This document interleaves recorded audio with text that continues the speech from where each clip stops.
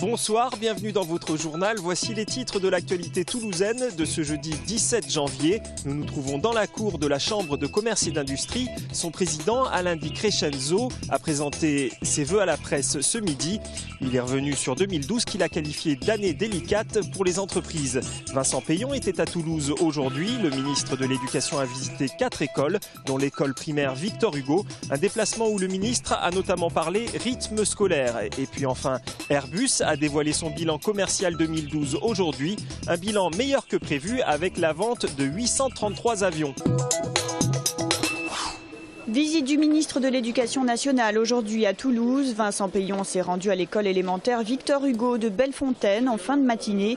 Une illustration du dispositif plus de maîtres que de classes pour accompagner les élèves en difficulté. En lecture, ça nous permet de faire des groupes de besoins. 3 enseignantes et moi, la 4e enseignante surnuméraire. Et donc ça fait 4 groupes de besoins. Ça permet de vraiment différencier en fonction des besoins des élèves. Ils sont intégrés tous dans un groupe qui correspond à leur niveau et à leurs compétences, à ce qu'ils sont capables de faire au moment donné. Comme Céline, ils seront 7000 maîtres surnuméraires supplémentaires tout au long du quinquennat. Vincent Peillon a réaffirmé les grands principes de sa réforme de l'école, concernant notamment les rythmes scolaires. Une réforme qui ne fait pas l'unanimité. Regardez comment nous dégringolons dans tous les classements internationaux. On va continuer? Non. Alors, pour ne pas continuer, il faut faire des efforts. Former les professeurs, donner des moyens à l'école primaire et à l'école maternelle, et puis donner du temps à nos enfants pour qu'ils apprennent mieux. Une demi-journée de plus, mais aussi des journées plus légères. À la sortie de l'école, c'est un groupe de professeurs qui attendait le ministre avec un cortège de questions sur le manque de RASED, les effectifs dans les classes, toujours plus nombreux, et le très mauvais taux d'encadrement de notre département. La Haute-Garonne n'est pas exemplaire du point de vue des moyens de l'éducation. Nous sommes au 94e rang du point de vue du taux d'encadrement des élèves par les enseignants en France.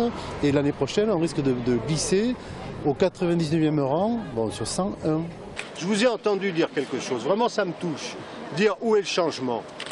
Depuis qu'on est arrivé, la priorité tout le temps c'est l'école. On ne peut pas tout changer d'un coup, il y a eu 80 000 suppressions. Et le primaire, les 1000 postes quand on est arrivé. Selon les syndicats d'enseignants, il devrait manquer environ 300 postes à la prochaine rentrée scolaire. Une rentrée scolaire 2013 pour les écoles que Vincent Peillon souhaite à 4 jours et demi. 2012, meilleur que prévu, Fabrice Brégier, le PDG d'Airbus, a même parlé d'une année fantastique ce matin lors de la conférence de presse annuelle de l'avionneur européen. Si Airbus a cédé sa place de numéro 1 du secteur à l'américain Boeing, il a dépassé ses objectifs. Une livraison record de 588 appareils contre 534 en 2011 et 833 avions vendus contre 650 prévus.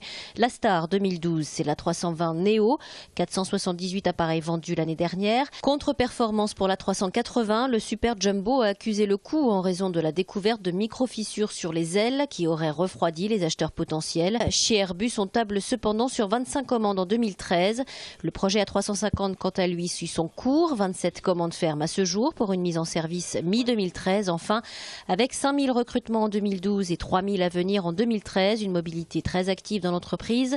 Toujours un gros effort dans le domaine de la formation et l'accès à de nouvelles compétences. 2013 sera, selon Airbus, l'année de l'humain.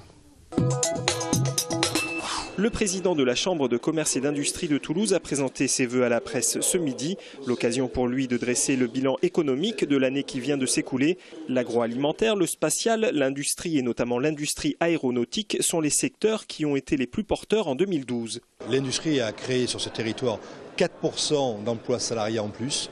Donc ça veut dire que quelque part il y a forcément de la croissance. Alors les métiers sous tension, vous avez le bâtiment et les travaux publics. Clairement, sur les travaux publics, les signaux COGE sont alarmants. Et là, c'est vrai qu'on a besoin de commandes publiques. Parce que ces travaux publics, comme son nom l'indique, c'est beaucoup des collectivités qui font travailler, et des grandes entreprises qui font travailler ces entreprises. Le secteur automobile ou encore celui de la restauration sont également en difficulté. Malgré tout, en Haute-Garonne, le solde entre les entreprises créées et celles détruites en 2012 reste positif, plus 1,9%.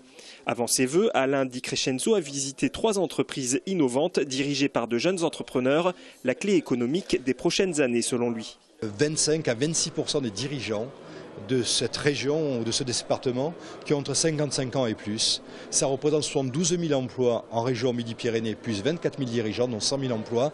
Il faut absolument trouver des repreneurs. Pour 2013, le président de la CCIT compte beaucoup sur le pacte de compétitivité et sur l'accord sur la flexibilité du travail. Après une progression comprise entre 0,1 et 0,2% du PIB en 2012, Bercy table sur une hausse de 0,8% en 2013.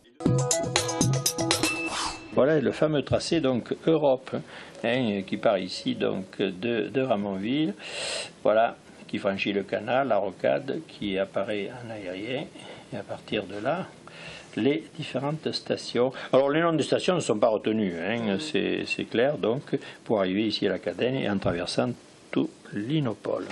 Le président du SICOVAL est satisfait, les termes de l'accord sont tenus et respectés, c'est donc le tracé Europe qui est retenu pour le prolongement de la ligne B du métro. Reste à boucler le budget de la construction de la ligne. Sur une base de 340 millions d'euros, qui est le bas de la fourchette, mais on est résolument optimiste. Dans le contexte actuel, c'est effectivement Tissot SMTC qui a apporté 133 millions d'euros. Alors, incluant ou pas, c'est une question qui va devoir être penchée rapidement. La participation du Conseil général au financement donc, de nouvelles infrastructures de transport en commun. Ensuite, le SICOVAL, 133 millions d'euros. Il reste de l'ordre de 75 millions d'euros à financer par d'autres partenaires, l'État, l'Europe et le Conseil général. Prochaines étapes du projet, la phase de consultation auprès du public, elle démarrera en mars prochain. Les travaux devraient, eux, démarrer comme prévu premier semestre 2015 pour une mise en service en janvier 2019.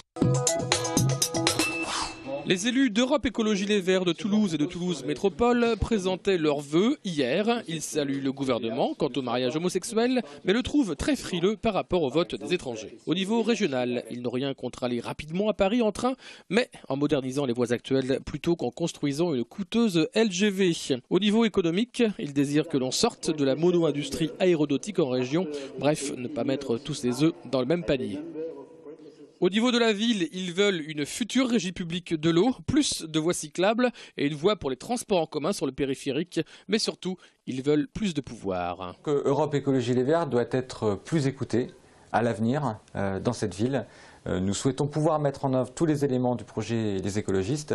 Et cela peut passer par une présentation de listes autonomes aux élections municipales en 2014.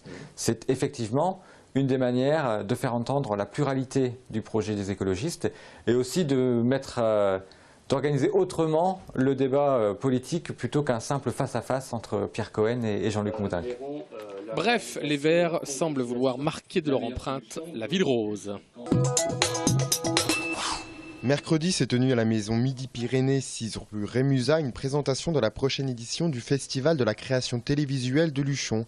Ce festival se destine à la défense et à la promotion de la fiction française. La production française s'exporte de plus en plus. Avant, il y a quelques années, on parlait sans arrêt de la production américaine. On disait ouais, on rêvait de faire comme les Américains. Et vraiment, ça c'est fini. C'est-à-dire que c'est plutôt les Américains qui nous achètent nos concepts. Si l'audiovisuel et le cinéma français s'exportent de mieux en mieux, elle est cependant depuis plusieurs semaines secouée par l'affaire Depardieu. Du chagrin. C'est-à-dire que ça me gêne quand on s'exporte. Quand on exporte une création, c'est très bien. Quand on exporte des produits, c'est très bien. Mais quand un type s'exporte pour des raisons fiscales, ça m'ennuie. Le festival de Luchon fêtera sa 15e année d'existence et se tiendra du 15 au 17 février.